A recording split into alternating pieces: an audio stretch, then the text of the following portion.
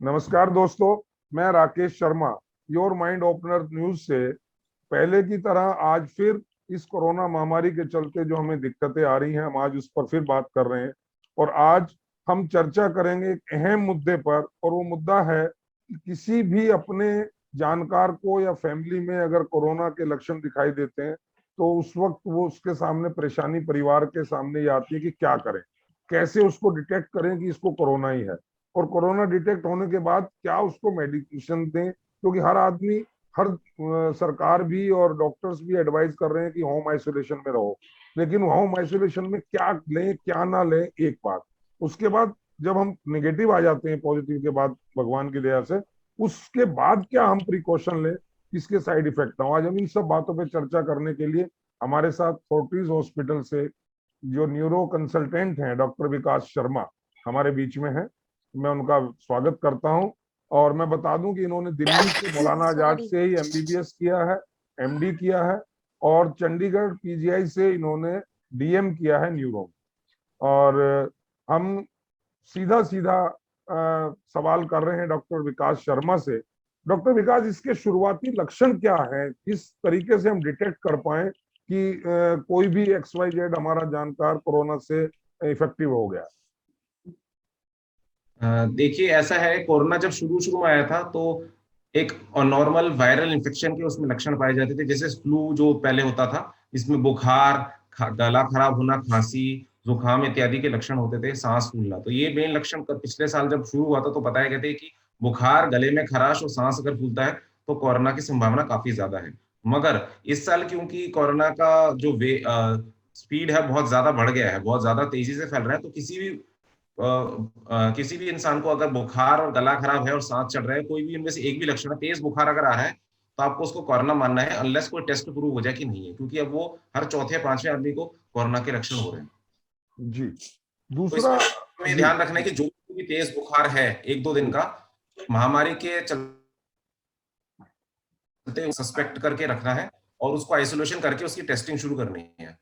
और फिर जब तक रिपोर्ट्स वगैरह ना आए, डॉक्टर से डिस्कशन करके क्लियर ना हो कि क्या है, तब तक उसको कोरोना की तरह हिसाब से ही पेशेंट को मैनेज करना चाहिए। क्योंकि जब तक अगर हम उसको पहले ही स्टेप में नहीं पकड़ेंगे तो वो और लोगों में फैलता रहेगा और फिर बीमारी और लोगों में लगेगी। डॉक्टर साहब, एक जनरल मिथ कह लीजिए या एक धारणा हम लोगों की, आम जनता की ये है कि जैसे किसी को हल्का 99 फीवर हुआ या 100 फीवर हुआ तो हम ये मानते हैं कि जरूरी नहीं हमें कोरोना होगा, हम सीधा लेते हैं पैरासीटामोल ले लेते हैं, डोलो ले लेते हैं 650, और कोशिश करते हैं कि एक दो दिन तीन दिन तो नॉर्मल रहा होगा, और उस चक्कर में कहीं ऐसा तो नहीं हम उसको कोरोना को और ज्यादा सीवियर कर देते हो। ऐसा हो सकता है, वो निर्भर करता है कि आपके जो लक्षण या सिम्टम्स हैं उनके कितने दिनों से हैं। शुरू के 5-6 दिनों में आपको तेज बुखार, सांस की दिक्कत, गला खराब होना, खांसी, बलगम इत्यादि के लक्षण होंगे। मगर अगर ये 5-6 दिन बाद भी चलता रहता है, तब एक सेकेंड फेज आता है जो कि जिसमें बॉडी का इम्यून रिस्पॉन्स वायरस के अगेंस्ट रिएक्ट करता है। और इस फेज में ज्यादातर लोगों में वर्सनिंग होती है, जैसे कि ऑक्सीजन सडनली लंग्स का डैमेज होना, या फिर ऑक्सीजन एकदम लेवल कम हो जाता है, वो कि क्रिटिकल फेज होता है। नहीं। तो शुरू के 1-2 दिन में अगर आप मान भी रहे हैं कि जुकाम है, आप जुकाम मानिए, मगर एक दिमाग में बात रखिए कि ये कोरोना हो सकता है, तो उस बंदे को आइसोलेट करें, उसको क्रोसिन इत्यादि की गोली दें और अपने निकटतम डॉक्टर से ऑनलाइन कंसल्टेशन जरूर करें, ताकि वो आपको गाइड कर सके। तो हम क्योंकि जो अभी फैल रही है महामारी, उसमें जी। कोई भी तेज बुखार को पहले आपको कोरोना ही मानना है, फिर आप टेस्ट करके अगर आपको कोई और कारण निकलता है तब उसके इलाज की उधर जा सकते हैं। तो टेस्ट किस स्टेज पे एकदम टेस्टिंग के लिए भागना चाहिए इंसान को? ये भी एक बहुत जरूरी सवाल है, क्योंकि हमें ये जानना जरूरी है कि जिस दिन पहले लक्षण हो, जो वो मामूली भी होते हैं, हल्का सा गले में खराश, हल्का सा गले में दर्द, मामूली सा शरीर में बुखार जैसा गर्माहट हो रही, हल्का सा जुकाम, मामूली लक्षण जो पहले दिन जो भी है उसको आपको डे 1 मानना है। और तीसरे या चौथे दिन में, मतलब इसके 3 से 4 दिन बाद आपको अगर पीसीआर टेस्टिंग करानी है तो वो करानी चाहिए। क्योंकि अगर आप कोरोना मान के उसका आइसोलेट भी कर रहे हैं तो पहले दिन कराएंगे तो काफी लोगों में नेगेटिव आएगा। फिर इससे जी। लोगों जी। में गलत धारणा बनती है कि ये हमें कोरोना नहीं है, वो फिर वो प्रिकॉशन नहीं लेते हैं, इधर उधर घूमते हैं और लोगों से मिलते हैं, तो फिर और लोगों में वो फैलता है। तो चलो। पहले ही शुरुआती हल्के लक्षण में उसको आइसोलेट करें, डॉक्टर से परामर्श करें, और दूसरे तीसरे दिन बाद जब वो लगने लगे कि उस टाइम पॉजिटिव आएगा, डॉक्टर जनरली तीसरे चौथे दिन में पीसीआर टेस्टिंग बोलते हैं वो करें। और टेस्ट का रिजल्ट अगर बाद में लेट भी आता तो भी हम अपनी प्रिकॉशंस लेके और ट्रीटमेंट गाइडलाइन फॉलो करके चलें, ताकि वो और लोगों को फैलने का रिस्क मिनिमम रहे। सुषमा कुछ कहना विकास जी चाह रहे आपसे हैं? हाँ, विजेता बोले, जी विजेता। विकास जी, मैं आपसे ये पूछना चाहूंगी, जैसे कि मैं भी कोरोना पॉजिटिव रह चुकी हूँ और मेरी फैमिली में भी काफी सारे लोग हॉस्पिटल में एडमिट हैं, ठीक है। तो हम लोगों को कितना डर है कि अगर जैसे अभी मुझे कोरोना हो गया, जैसे कई बार ऐसा बोल रहे हैं कि आपको पोस्ट कोरोना भी हो सकता है, दोबारा से भी हो सकता है, या फिर कुछ लोग बोलते हैं कि एंटीबॉडी मेरे अंदर बन गई है तो मुझे अभी कोरोना नहीं होगा। तो इसमें ये बात कहाँ तक सच है? क्योंकि कहीं वायरल मैसेज आते हैं कि भाई अभी तो मेरे पास एंटीबॉडी है, तो मैंने एक तरह की संजीवनी बूटी खा ली है, मैं कहीं भी जा सकती हूँ। क्या ये बात सच है? और ये क्या ये बात गलत है कि मेरे अंदर कुछ हो ही नहीं सकता? मैं इसके आपके सवाल के दो पहलू हैं। पहला पहलू ये कि आप दूसरों को इन्फेक्शन दे सकते हैं कि नहीं, और दूसरा पहलू आप ठीक हुए कि नहीं। पहला सवाल ये है कि कोरोना का मरीज नॉर्मली जब पीसीआर आपका पॉजिटिव है और आपने अगर 10 से 14 दिन आइसोलेशन किया है, तो रीसेंट रिसर्च के हिसाब से 10 से 11 दिन के बाद आप दूसरों के लिए इन्फेक्शियस जनरली आप ठीक हो जाएंगे, मतलब आपका टेस्ट पॉजिटिव भी आता है। देखिए, जो पीसीआर टेस्ट होता है वो एक वायरस का डीएनए को डिटेक्ट करता है। अब डीएनए हम समझ सकते हैं, डीएनए एक न्यूक्लिक एसिड है, वो अगर वायरस मरा है या जीवित है मरा है तब भी वो पॉजिटिव आ सकता है। तो अगर आप 10 से 12 दिन के बाद आप क्लिनिकली ठीक हो गए, तो मतलब आपको जो ट्रीटमेंट लेना है वो तो ट्रीटमेंट 14 दिन के बाद ठीक हो गए, तो आपको आप दूसरों के लिए इन्फेक्शियस हो सकते हैं, क्योंकि आप वायरस लोगों को ट्रांसमिट करते हैं, मगर आपके लक्षण खत्म हुए, मतलब आपका खुद का खतरा 2 हफ्ते बाद टल गया। अगर आपको कोरोना का आज डे 1 है, तो 2 हफ्ते बाद अगर आप ठीक हैं तो आपको उसकी बीमारी के कॉम्प्लिकेशन खुद होने के रिस्क बहुत कम है, मगर आप दूसरों को फैला सकते हैं। क्योंकि ये कोरोना वायरस एक नॉर्मल वायरस नहीं है, एक लैब एक्सीडेंट से रिलीज हुआ चाइना में, आपको जानकारी होगी। तो ये नॉर्मल वायरस नहीं, ये इंजीनियर्ड वायरस है, तो ये नॉर्मल वायरसेस की तरह बिहेव नहीं करता है। जैसे आप देखोगे जो फ्लू के एपिडेमिक होते हैं उसमें सिर्फ बुजुर्ग लोग 70-80 साल के जिनको बहुत सारी बीमारी है उन्हीं को लगता था, यंग लोगों में जनरली नहीं लगता था। कोरोना क्या है कि सब क्लिनिकल लेवल पे आपको लक्षण नहीं होंगे, आपको लग गया है, आपको लक्षण नहीं कर रहा है, इस साल ज्यादा कर रहा है, पिछले साल कम कर रहा था, तो वो दूसरों का फैल सकता है। तो होने के बाद भी ठीक आप दूसरों को इन्फेक्ट कर सकते हैं। तो आपको मास्क पहनना है, सोशल डिस्टेंसिंग फॉलो करना है, हैंड सैनिटाइजेशन करना है। सर मगर अगर हाँ, मान लो मैं जी जी जी, विजेता आता हूँ, सुषमा जी कुछ पूछना चाह हो रहे गई हूँ तो मेरे को चांस है होने के कि नहीं है? हाँ, दूसरा पहलू आपको होने की, जैसे आमतौर पे जो कोरोना इन्फेक्शन एक्यूट होता है, मान लिया आपको आज कोरोना हुआ है, तो माना जाता है कि अगले 2 से 3 महीने तक आपकी इम्यूनिटी इतनी है कि वो आपको कोरोना को ज्यादा हद तक प्रोटेक्ट करेगी। तो इसीलिए जिनको भी कोरोना आज हुआ है, अगर वो उनको वैक्सीनेशन के एलिजिबल है, तो उनको बोलते हैं कि करीब 2 हफ्ते बाद, 8 से 10 हफ्ते बाद वो वैक्सीन ले, क्योंकि इसकी जो इम्यूनिटी है वो शॉर्ट लास्टिंग है। तो करीब 2 से 3 महीने आप अगले इन्फेक्शन से सुरक्षित है आपकी बॉडी की इम्यूनिटी से, मगर उसके बाद फिर दोबारा आपको कोरोना हो सकता है। अगर आपने प्रिकॉशन नहीं लिए तो आपको कोरोना जी, सुषमा दोबारा कुछ कभी नहीं कह रहे, होती है शरीर। सुषमा। हाँ, आई वाज सेइंग कि इसका मतलब ये है डॉक्टर साहब कि fear of getting infection is still there, मतलब mentally we should be prepare. जो हमारा डर है, जो हम फिजिकल से ज्यादा मेंटली डरे हुए हैं, we have a mental pressure of getting, like we have a fear of getting infection, चाहे हम कोविड रिकवर कर चुके हैं या फिर हम अभी बिल्कुल बेयर केस हैं जिसमें हमें कोविड हुआ ही नहीं है। So everybody has a fear in their mind, जिसकी वजह से डिप्रेशन एंड एंजाइटी ये केसेस भी बढ़ रहे हैं। नाउ जैसा कि अभी मैम ने बताया, I was also infected, I was also Covid positive and I isolated my self, but मेरे पास कोई भी लक्षण नहीं थे। जैसे मेरे पर ना मुझे बुखार आया, ना मुझे खांसी जुकाम हुआ, ना मुझे बॉडी एक हुआ। हाँ, I was little lethargic in my daily routine and जब मुझे बिल्कुल ऐसा लगा कि नहीं, I lost my senses and everything, and then I went for the test and I found myself positive. तो ऐसे केसेस में तो हो सकता है मैंने। मैम देखिए, ऐसा है, जब भी कोरोना पिछले साल शुरू हुआ था उस टाइम, क्योंकि तुरंत ही सरकार ने लॉकडाउन कर दिया था, तो एक्टिविटी बहुत रिस्ट्रिक्टेड थी, चेकिंग बहुत रिगरस थी, तो अब इतना ही था। अभी क्या है, लॉकडाउन बीच में कुछ समय बाद खोल गया, क्योंकि और इकोनॉमिक और कंडीशन सबको देखने पड़ता, सरकार को फैसला लेना पड़ता है। उसमें अब होता क्या है कि अगर आपने प्रिकॉशंस ली, जब तक आप ले रहे हैं, मास्क लगाया हुआ है, हाथ सैनिटाइज कर रहे हैं, तो रिस्क तब तक कम है। जरा से भी कहीं लापरवाही हो, कोई क्लोज कॉन्ग्रेगेशन लोग आसपास बैठे हैं, जैसे बात कर रहे हैं, मास्क उतार को, चाय कॉफी पी रहा है, खाना खा रहा है, तब लगने का रिस्क ज्यादा है। तो वो सब चीजों में रिस्क है। रिस्क आप ठीक होने के बाद भी दूसरों को इन्फेक्ट करती, महीने पहले हुआ है, और उसके अंदर वायरस के छोटे मोटे कीटाणु हैं, तो अगर वो लापरवाही करेगा तो उसको तो नुकसान नहीं होगा, मगर वो और लोगों को इन्फेक्शन ट्रांसमिट कर सकता है। ऐसा ऐसा होना पॉसिबल है। राइट, सो इसका मतलब हमें ये फेयर हमेशा कैरी ऑन करना है, बट ये फेयर तो हमें एंजाइटी एंड डिप्रेशन को भी बढ़ा रहा है। यस मैम, एक्चुअली I क्या have नाउ seen, अभी मैं yeah, समझ I रहा have हूँ कि seen, बात की, sorry, बोलिए sorry, sorry. बोलिए। I'll complete the question. I've seen people या who are like somewhere around 60s या से talking about this and they are so scared, इतने डरे हुए हैं वो कि उनको वैसे ही बीमारियां लग जाती हैं, वैसे ही वो बीमार हो जाते हैं just because they are thinking, over thinking, they went into depression and all that. तो हम उन्हें एक तरफ तो बचा रहे हैं पर दूसरी तरफ तो बचा ही नहीं पा रहे। मैम उसके लिए जो चीजें चाहिए वो मेडिकल नहीं है, वो लाइफस्टाइल चेंज है। उसके लिए आपको you have to have a positive mindset out and outside. आपको घर में भी रहना है तो पॉजिटिव डिस्कशन करना है। अगर आप न्यूज चैनल ज्यादा देखेंगे, न्यूज चैनल में जनरली डिस्कशन जो होते हैं वो बैलेंस नहीं होते हैं। तो कई बार क्या होता है, वो ग्रेविटी सिचुएशन को एक्सैजरेट कर देते हैं, तो जो कॉमन मैन है वो डर जाता है कि लोग इतने लोग 4000 लोग मरे, मगर उसके साथ 50,000 60,000 ठीक हुए, वो भी आपको पता करना है। तो आपको एक बैलेंस्ड अप्रोच रखना है। न्यूज चैनल्स में बहुत लिमिटेड एक्सपोजर रखना है, आपस में अपने को एंगेज करने के लिए एक्टिविटीज करनी है। जैसे इंटरनेट और मीडिया के थ्रू आप लोगों से कनेक्ट करें, बातचीत करें, अपने परिवार वालों से, दोस्तों से बातचीत करें, अपनी डांस, म्यूजिक जो भी है, तो आपको अपने को एंगेज करना है। अगर आप अपने दिमाग में पॉजिटिव थॉट्स रखेंगे तो प्रिकॉशन लेके भी आप नेगेटिव से बचते हैं। अगर आप सिर्फ सारा दिन सिर्फ न्यूज देखेंगे कि इतने ये हुआ इतने हुआ, वही हिसाब में लगे रहेंगे, तो फिर आपका दिमाग ऑटोमेटिकली घबराएगा। उसके लिए आपको खुद अपने नजरिए को बदलना है। You have to change your approach. That is what is required. Doctor साहब एक और चलन मार्केट में आया है। मार्केट में क्या मतलब now days it's very common हो गया है कि पहले टेस्ट होता था कि जाइए आप एंटीजेंसी टेस्ट कराइए अपना और अपना पीसीआर करा लीजिए, सीपीआर करा लीजिए। अभी आ गया कि सीधे आप सीटी स्कैन कराइए, अगर आपको कुछ नहीं है तो आप सीटी स्कैन कराइए। ये कहाँ तक इसका लॉजिक है सीटी स्कैन कराने का? 3 चीजों पर निर्भर करता है इसका।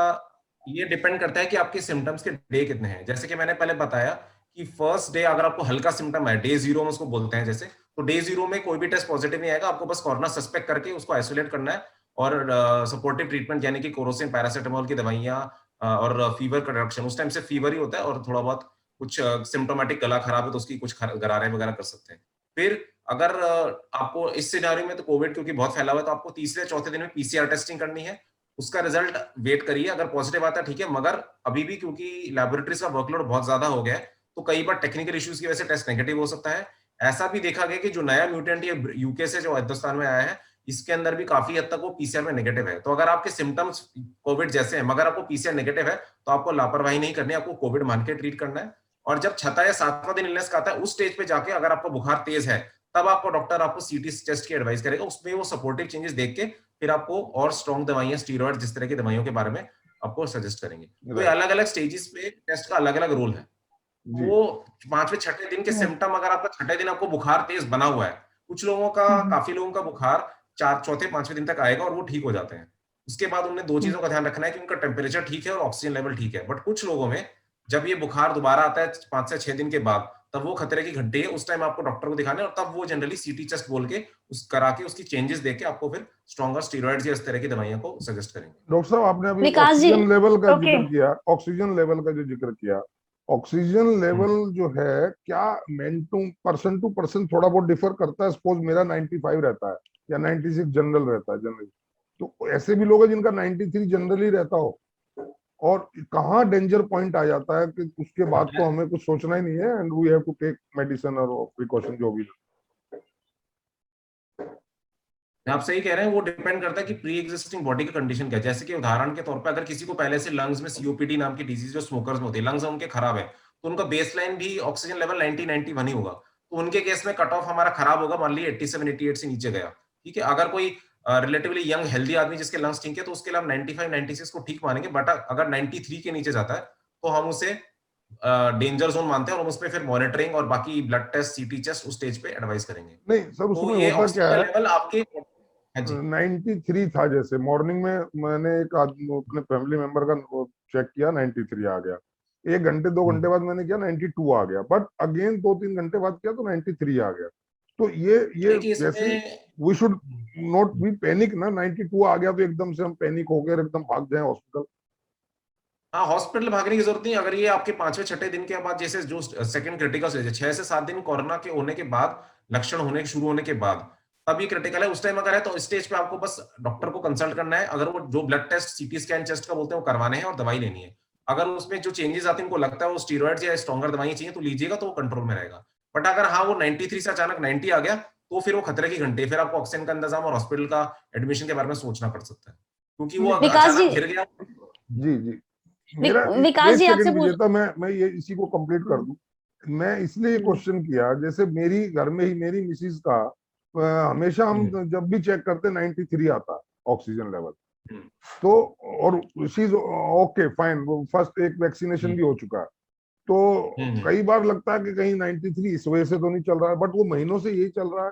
तो क्या वो डेंजर लेवल में है या कुछ और उसकी कॉम्प्लिकेशन हो सकती है? जैसा कि मैंने आपको कहा, कुछ लोगों का एवरेज लेवल ऑक्सीजन का 9 से थोड़ा कम हो सकता है, आमतौर पे 95 96 प्लस पाया जाता है। मगर किसी का बेसलाइन भी 93 है तो उससे 2-3% कम को हम लेके डेंजर जोन मान सकते हैं। 93 है तो आप अगर 90 के नीचे जाता है तो आप सोच सकते हैं कि वो रिस्की हो सकता है उस स्टेज पे। अगेन डिपेंड करेगा कि आपके सिम्टम्स की स्टेज कौन सी चल रही है, वो उस पर डिपेंड करेगा। No, there is no symptom but oxygen level is 93। हाँ जी, दैट इज ओके। मतलब उनका जो बेसलाइन है वो थोड़ा औरों से एवरेज थोड़ा कम है, तो उसमें चिंता की बात नहीं। बट जो एवरेज लेवल आपने कई दिनों से जैसे आप नोट करेंगे कि ये लेवल चल रहा है, उससे अगर सडनली 1-2% नीचे जाता है तब चिंता करने का विषय है। जी विजय, तब पता है क्या पूछ रहे थे? विकास जी, जैसे कि इस टाइम पर ऑक्सीजन की बहुत मारामारी है और एक नाम भी सुनने में आया कि ऑक्सीजन कंसेंट्रेटर वो हम यूज कर सकते हैं। इवन मेरी फैमिली में कुछ लोगों ने यूज भी किया है। तो क्या ये कंप्लीट सब्स्टिट्यूट हम बोल सकते हैं कि अगर ऑक्सीजन नहीं मिल रहा तो आप ऑक्सीजन कंसेंट्रेटर पे ही डिपेंड हो सकते हैं? क्या हम दोनों को एक जैसे कंपेयर कर सकते हैं कि ऑक्सीजन जो हम यूज कर रहे हैं, जो सिलेंडरों में आ रही है, और जो कंसेंट्रेटर जो बना रहा है, वो दोनों सेम ही होंगी?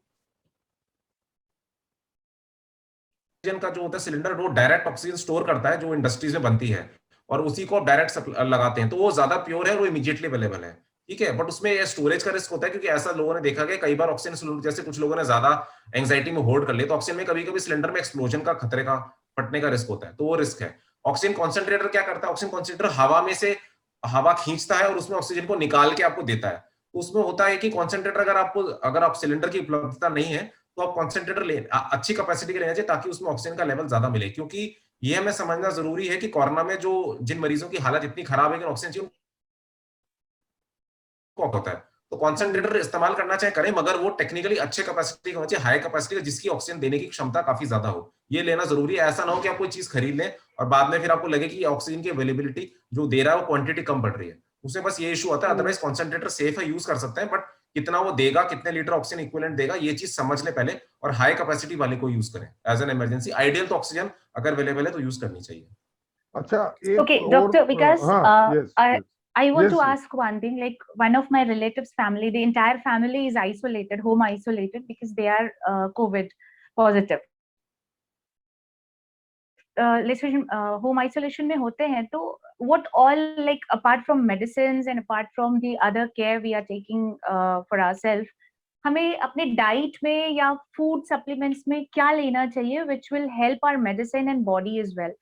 सब लोग अपने अपने हिसाब से, कोई काढ़ा पी रहा है तो लौंग इलायची डाल के पिए जा रहा है, कोई नारियल पानी पी रहा है बहुत ज्यादा, कोई नारियल पानी पी रहा है, कोई मिल्क प्रोडक्ट्स अवॉइड ही कर रहा है, कोई एक्सट्रीम शिकंजी मिल्क पी रहा है, प्रोडक्ट्स ले रहा है, नींबू की शिकंजी पी रहा है, या कोई एग्जैक्टली पता ही नहीं है किसी को कि क्या उनको सूट करेगा या क्या उनके मेडिसिन को वो सपोर्ट करेगा। So in that case what we should have in our proper diet?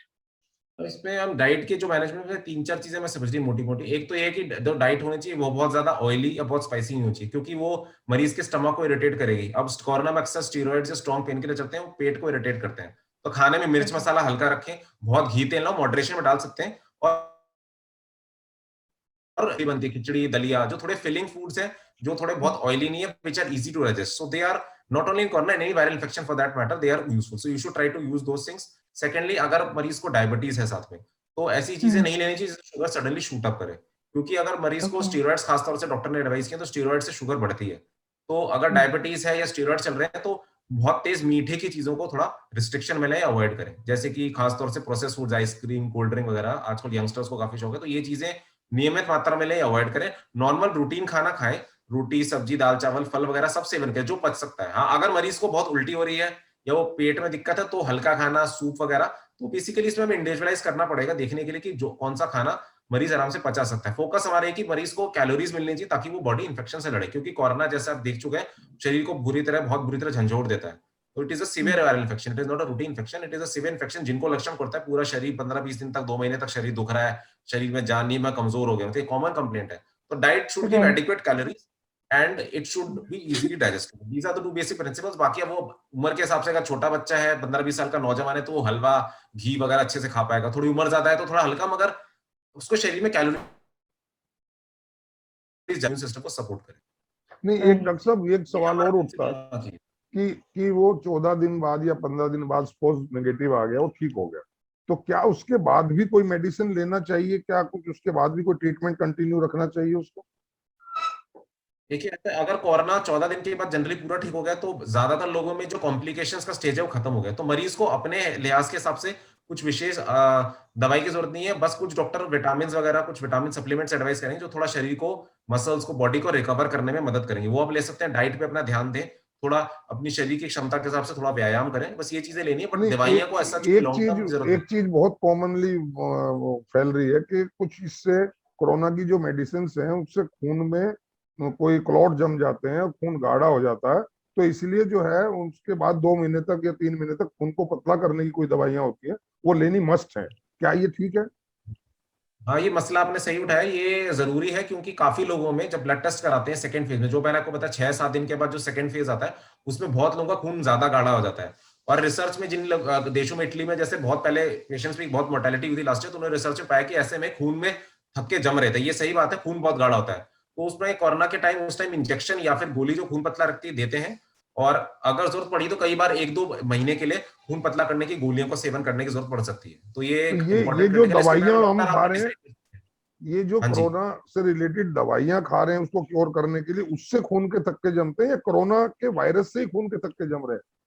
वो कोरोना जो डिजीज पर से है, कोरोना की वजह से जब सेकेंडरी इम्यून रिस्पॉन्स होता है, इन्फ्लेमेशन होता है जिसमें बॉडी के अंदर बहुत सारे केमिकल्स रिलीज होते हैं, वो खून को गाढ़ा कर देते हैं। तो वो डिजीज रिलेटेड है, वो दवाई से रिलेटेड नहीं है। वो डिजीज का जो सेकंड फेज है, जिसमें देखिए कोरोना में 2 फेज होते हैं। एक होता है इनिशियल वायरेमिक फेज, जिसमें शरीर में कीटाणु घुसा, आपका शरीर उससे लड़ने लगा, उस टाइम आपको तेज बुखार, जैसे आम जुकाम होता है तो 3-4 दिन बुखार वो चला गया, ये होता है कॉमन कोल्ड, जैसे जो दुनिया में सालों से हम देख रहे हैं। अब कोरोना में क्या होता है, जब पहला फेज खत्म हो जाता है, पहले फेज में मरीज का शरीर टूटेगा, बुखार वो 6-7 दिन में खत्म हो जाएगा। फिर 7वें दिन के बाद बॉडी का इम्यून रिस्पॉन्स होगा जो बहुत तेजी से बढ़ेगा और उसके अगेंस्ट रिएक्ट करेगा। वो उस स्टेज पे मरीज को सांस की दिक्कत, लंग में डैमेज और खून जमता है। तो उस स्टेज पे आपको स्टीरॉइड्स या खून पतला करने की दवाइयां देनी जरूरी है, डॉक्टर से परामर्श करके ऑफ कोर्स। और फिर जरूरत अगर डॉक्टर को लगती है तो कई बार 1-2 महीने के लिए वो खून पतला करने की दवाई देते हैं, खास तौर से उन लोगों को जिनको कोलेस्ट्रॉल ज्यादा है, हार्ट की बीमारियां हैं, जो बुजुर्ग हैं, जिनको खून क्लॉट बनने से कॉम्प्लिकेशन का रिस्क है, क्योंकि उनको हार्ट अटैक का रिस्क है, स्ट्रोक का रिस्क है, तो वो उस हाई रिस्क जोन में है, तो उनको क्लॉट पड़ेगा, तो उनको कोई लाइफ थ्रेटनिंग डिजीज दोबारा हो सकती है। कोरोना ना हो तो हो सकता है स्ट्रोक हो जाए, हो सकता है हार्ट अटैक पड़ जाए। तो इसीलिए खून पतला करने की दवाई अपने डॉक्टर से डिस्कस करके जरूरत बताई जाए तो 1-2 महीने के लिए वो गोलियां खानी चाहिए। उसके लिए कोई टेस्ट उस कराना दवाई को पड़ेगा? उस हाँ, दवाई उसकी को हम दवाई लंबे समय तक लंबा समय कंटिन्यू। खाना पड़ सकता है। हाँ जी, वो खून पतला की गोलियों को based on your risk profile and your assessment of doctor, you may have to take it for around 2 to 3 months, sometimes life long also, depending on that. Suppose किसी को पहले ही स्ट्रोक का मरीज हो, खून पतला की गोली खा रहा है, तो ऐसे में खून की पतली गोलियों को थोड़ा रीएडजस्ट करके एक्स्ट्रा ब्लड थिनर डालते हैं, ताकि वो स्ट्रोक भी कवर हो जाए और जो कोरोना से खून पतला करना है वो दोनों चीजें एड्रेस हो जाए। तो वो अपने डॉक्टर से परामर्श करके इंडिविजुअलाइज करना जरूरी है। एक अहम क्वेश्चन ये है कि जिन लोगों को फर्स्ट वैक्सीन लग गई है उनमें कितना खतरा है इससे इफेक्ट होने का, और जिनको दोनों लग गई उनको कितना है, उनको क्या प्रिकॉशन लेनी चाहिए ताकि वो इससे बचे रहे? ये बहुत एक अहम सवाल है। देखिए, ऐसा है, जो भी वैक्सीनेशन लगाई जाती है, पहली बात तो वायरल इन्फेक्शन जो ये म्यूटेंट वाले थे, इनमें कोई भी वैक्सीन 100% इफेक्टिव नहीं है। अगर आपको 2 वैक्सीन भी लग चुकी हैं तो 2 वैक्सीन लगने के बाद आपको इन्फेक्शन होने की 5 से 10% संभावना होती है। मगर जो फायदा वैक्सीन का ये होता है, ये लोगों को जानना चाहिए कि वो खतरनाक लाइफ थ्रेटनिंग डिजीज से काफी हद तक 70-80-90% तक प्रोटेक्शन देती है। मतलब अगर दोनों डोज लग चुकी हैं तो अगर आपको कोरोना, भगवान की अगर आपकी कृपा नहीं रही, आपकी किस्मत खराब हो गया, तो आपको खतरनाक डिजीज होने के चांसेस काफी कम हो जाते हैं। बट ऐसा नहीं है कि वैक्सीन अगर लग गई तो मुझे कोरोना हो ही नहीं सकता, ये गलत धारणा है। वो प्रोटेक्शन डिजीज सिवियरिटी को कम करती है, रिस्क ऑफ मोर्टेलिटी या डेथ को कम करती है। सिवियर डिजीज प्रोटेक्शन उसका मेन पर्पस है, वो सॉल्व करती है। और जो प्रोटेक्शन होगी वो ऑब्वियसली दोनों डोज के बाद ज्यादा होगी। पहली डोज के बाद भी कोरोना होने का रिस्क है, वो दूसरी डोज से रिस्क ज्यादा है, मगर दूसरी डोज के बाद प्रिकॉशन आप नहीं छोड़ सकते, क्योंकि 100% इफेक्टिव नहीं। वो बच्चों की बीमारी है, मीजल्स है जी, एक ही स्टेबल जीनोम है, स्टेबल डीएनए लगाए life long immunity. Corona virus वैसा नहीं है, वो फ्लू की तरह, वो म्यूटेट करता है, अभी भी म्यूटेट कर रहा है। अब मालूम नहीं 1 साल बाद म्यूटेट करके क्या रंग लाएगा, तो उसने वैक्सीन भी बदलनी पड़े। तो वैक्सीन आपको खतरनाक लाइफ थ्रेटनिंग डिजीज से बचाती हैं, आपको हॉस्पिटलाइजेशन रिस्क को कम करती हैं, जान को खतरा टालती हैं, ये मोटा उनका फायदा है। मगर ऐसा गलत धारणा नहीं रखनी चाहिए कि वैक्सीन लग गई तो अब मेरे को कुछ नहीं हो सकता, अब मैं बिल्कुल अमर हो गया, मुझे कुछ हो नहीं सकता। ऐसा ये गलत धारणा नहीं होनी चाहिए। प्रोटेक्शन आपको फिर भी प्रिकॉशंस सब फॉलो करने हैं। एक और मिथ और जो है, वैक्सीन जी, एक और मिथ है या वैक्सीन की एक इम्यूनिटी जो होती है वो भी अगर आपकी दोनों डोज लग गई उसके करीब 3 से 4 हफ्ते, मतलब अगर 1 जनवरी को पहली वैक्सीन लगी, 1 फरवरी को दूसरी, तो करीब मार्च के महीने में तक आपको अच्छी लेवल की इम्यूनिटी आएगी जो कि आपको स्ट्रॉन्ग डिजीज से बचाएगी, मगर वो 100% नहीं है, ये बात भी समझनी जरूरी है। एक और धारणा आम लोगों में है कि भले ही हम कोरोना से ठीक हो गए हो, लेकिन कोरोना बॉडी में किसी न किसी पार्ट को इफेक्ट करके चला जाता है और वो हमें लॉन्ग लाइफ तक जो है इफेक्ट करता रहेगा। ऐसा कुछ है क्या इसके बारे में? देखिए वो डिपेंड करता है कि कोरोना की बॉडी में उस वक्त सिवियरिटी कितनी है। जैसे कि मैंने आपको बताया जो दूसरा फेज होता है 7वें दिन बाद, उसमें अगर कोरोना ने लंग्स को काफी डैमेज कर दिया, तो जैसे कोई बुजुर्ग आदमी उसके लंग्स खराब है, तो हो सकता है कि वो लॉन्ग टर्म में कुछ ऑक्सीजन लंग्स की थोड़ी बहुत डैमेज बच जाए, जो कि बाद में मरीज को शायद थोड़ी हल्की फुल्की ऑक्सीजन लेनी पड़े, थोड़ी उनकी व्यायाम करने की क्षमता कम हो सके, थोड़े वो थक जाए, उनका सांस फूल जाए। तो जैसे और फेफड़ों के रोगों में लक्षण होते हैं, उस तरह के लक्षण कुछ लोगों में हो सकते हैं अगर वो कोरोना कुछ लॉन्ग टर्म लंग को डैमेज कर गया। अगर वो पूरा ठीक हो गया, दवाई अच्छा असर की, स्टीरॉइड दिया आपने, सब दिया, तो क्लियर हो गया, तो लंग्स रिकवर भी कर जाते हैं। पर अगर वो थोड़ा बहुत डैमेज कर गया जो कि हम प्रेडिक्ट नहीं कर सकते, तो लॉन्ग टर्म उसमें लंग्स को ही ज्यादा कम करता है, होगी, तो थोड़ा सी लंग्स को ही ज्यादा करता है, हम्म किडनी या लीवर या इसको ज्यादा इफेक्ट नहीं है इसका। किडनी लिवर में जनरली जब कोरोना डैमेज करता है तो एक्यूट फेज में करता है, जब बीमार है मरीज जनरली डैमेज तभी करता है। अगर मरीज कोरोना से ठीक हो गया तो लॉन्ग टर्म लिवर किडनी में जनरली असर नहीं, ज्यादातर लोगों में नहीं देखे गए हैं। लॉन्ग टर्म सीक्वल कोरोना के यही है कि एक तो वो खून गाढ़ा करता है, तो 2-3 महीने तक अगर ब्लड थिनर की डॉक्टर सलाह देते थे वो जरूर लें। और लंग को अगर डैमेज करता है तो कितना रेजिडुअल लंग है उसके हिसाब से अगर आपको बेजल कुछ हल्के फुल्के ऑक्सीजन की जरूरत है, कुछ इनहेलर या नेबुलाइजर लेने हैं, तो आपके डॉक्टर आपको आपका स्टेटस देख के बता पाएंगे कि आपको जरूरत है तो लेनी पड़ सकती है। बट ऐसा नहीं कि हर एक का लंग हमेशा डैमेज होगा। तो अगर वो रिकवर अच्छा कर गया, बॉडी आपकी लड़ पाई, आपने सेकेंडरी फेज को सही ट्रीटमेंट से ठीक से कंट्रोल कर लिया, तो पूरी रिकवरी भी हो सकती है। ऐसा नहीं है, हमें डरना नहीं चाहिए कि एक बार लग गया तो सब कुछ ना कुछ खराब होगा, ऐसा नहीं है, हमें ऐसे नेगेटिव नहीं सोचना चाहिए। Right right right right Sushma, there's one more हाँ saying, एक और कुछ और मिथ्स भी हैं कि अगर आपको कोविड हो गया है तो आपकी आई साइट वीक हो जाएगी, हेडेक हमेशा बना रहेगा, बॉडी एक रहेगा, ड्रिजीनेस रहेगी बॉडी में, ये सब भी बहुत सुनने में आता है। सो इज इट ट्रू और it's just a myth? It is partly true in the sense कि बॉडी में जब सेकेंडरी इम्यून रिस्पांस जो होता है, जो एक्चुअली जो मेन रीजन मोर्टेलिटी का वो है लंग डैमेज, जिसकी वजह से लोग ऑक्सीजन के लिए भाग रहे हैं, अस्पताल में भाग रहे हैं। उसके अलावा वो ब्रेन को, मसल्स, नर्व्स में भी कुछ इम्यून रिएक्शन से इम्यून डैमेज कर सकता है। तो उसकी वजह से कुछ लोगों में 2-4 महीने तक थोड़े चक्कर आना, सर दर्द होना कुछ लोगों में पाया जाता है, बट इनका प्रोपोर्शन कम है। तो ऐसा हो सकता है कि वो 2-4 महीने के लिए, कुछ महीनों के लिए आपको कुछ दिमाग संबंधी दिक्कतें, मांसपेशियों में दर्द होना, थकान होना, कमजोरी होना, तो थोड़े बहुत माइनर सिम्टम्स वो कर सकता है, क्योंकि बॉडी में डैमेज होने से इस तरह के लक्षण होते हैं। तो वो कर सकता है, कुछ लोगों में होता है, बट ये अच्छी बात है कि वो लाइफ थ्रेटनिंग नहीं है, उनसे कोई जान का खतरा नहीं है, बट हाँ थोड़ी मरीज को तकलीफ देंगे, जिसके लिए आप दवाई ले सकते हैं। एक अहम बस Right, last right. Question doctor साहब मैं करूंगा, टाइम वी आर गोइंग, तो मतलब एंड द मीटिंग, कि जिनको होम आइसोलेशन में जो लोग हैं, चलिए जो हॉस्पिटलाइज हो गए उनको तो डॉक्टरों की देखरेख में उनको इलाज चल रहा है, जो भी मेडिसिन हो रहा है, सबसे ज्यादा प्रॉब्लम जो आ रही है दूर दराज के इलाकों में, इवन शहरों में भी, कि जो होम आइसोलेशन में है और कोरोना से पीड़ित है, तो वो क्या दवाइयाँ, क्या उनकी दवाइयाँ फिक्स हैं सबकी, या man to man, person to person depend करेगा, या कोई ऐसी दवाइयाँ आपकी तरफ से या किसी इस तरह के एक्सपर्ट्स की तरफ से ये प्रिस्क्राइब कर दी जाए कि भाई ये मेडिसिन आप स्टार्ट कर दीजिए और ये आप लेते रहिए, होम आइसोलेशन में रहिए, आप बाहर किसी से कंसल्ट ना करिए? दिक्कत ये हो रही, जो गली मोहल्ले के डॉक्टर्स हैं उनकी अपनी नॉलेज है, उनका एक लेवल है, वो कोई दवाई देते हैं, उन दवाइयों के साइड इफेक्ट होते हैं, ये सबसे बड़ी समस्या आज होम आइसोलेशन में आ रही है डॉक्टर साहब। तो इसमें क्या करना चाहिए? बिल्कुल। क्या कोई फिक्स मेडिसिन इसमें है या कंसल्ट कर लेना चाहिए आप जैसे अच्छे डॉक्टर से? शुरू के फेज में देखिए, एक बार डॉक्टर से कंसल्ट करें तो उसमें शुरू के फेज की दवाई है वो काफी हद तक सिमिलर है। उसमें आपको क्रोसिन की दवाई दी जाएगी और 1-2 विटामिन दिए जाएंगे, 1-2 दवाइयां जो हल्के बैक्टीरियल इन्फेक्शन के लिए, कुछ उस तरह के एंटीबायोटिक की तो प्रिस्क्राइब की जाएंगी। इस तरह की 4-5 दवाई वो काफी स्टैंडर्ड है। मगर जो सेकंड फेज की बीमारी है वो खतरनाक है, उसकी दवाइयां बहुत स्ट्रॉन्ग है, तो उनको लेने से पहले एक बार डॉक्टर से कंसल्ट करके एप्रोप्रिएट टेस्ट करना चाहिए, क्योंकि वो बीमारियां, जो दवाइयां भी बहुत स्ट्रॉन्ग होती हैं, अगर वो सही मरीज में दी गई तो फायदा करेंगी, मगर अगर आपको जरूरत नहीं है और आपको मिली तो आपको नुकसान भी कर। स्टीरॉइड जो होते हैं वो डबल एजेड स्वॉर्ड होते हैं, वो किसी मरीज की जान बचा भी सकते हैं और किसी मरीज की जान ले भी सकते हैं, तो आपको बहुत जुडिशियसली यूज करना है। तो जो सेकंड फेज वाला है उसमें इंडिविजुअलाइजेशन जरूरी है, डॉक्टर का कंसल्ट जरूरी है, ताकि वो दवाई जरूरी है जी, कि नहीं एक बार चालू की जा सके। डॉक्टर साहब आपने बहुत अच्छी अच्छी बातें बताई। एक्चुअली आपका, हम जो स्पेशलाइजेशन न्यूरो में है, और कोरोना का जो इफेक्ट है जो माइंड में लोगों के आ रहा है, जो डिप्रेशन में लोग आ रहे हैं, या जो उनके दिमाग में गड़बड़ चल रही है, हेडेक होना शुरू हो गया है, कुछ को और बीमारियां लग गई, हम इस बारे में बात करना चाहते थे, लेकिन आज थोड़ा अनफॉर्चुनेट टाइम बिल्कुल हमारा एंड पर आ गया है इसका। तो हम कल या परसों में आपको फिर तकलीफ देंगे और उम्मीद करेंगे कि आप कुछ इस तरह से न्यूरो के कंसर्न करते हुए, न्यूरो से रिलेटेड इस डिसीज का क्या इफेक्ट आ रहा है, हम इस पे बात करेंगे। आपसे दोबारा मिलेंगे। आज आपने बहुत महत्वपूर्ण जानकारियां दी। मैं आपका बहुत बहुत हृदय से आभारी हूँ। आपने जो बातें बिल्कुल बताई सर। वो समाज के लोगों को मैं फैलाने की पूरी कोशिश करूंगा। और विजेता जी आपका भी धन्यवाद, और सुषमा जी आपका भी बहुत बहुत बिल्कुल सर। धन्यवाद। और Thank कोशिश you. बिल्कुल करेंगे सर। हम कल या परसों में ही डॉक्टर साहब से पुनः हम वो करें। और मैं एक और डिक्लेरेशन, मेरी डॉक्टर साहब से बात हो रही थी, डॉक्टर साहब अपने नंबर देंगे, हम फ्लैश करेंगे उनको।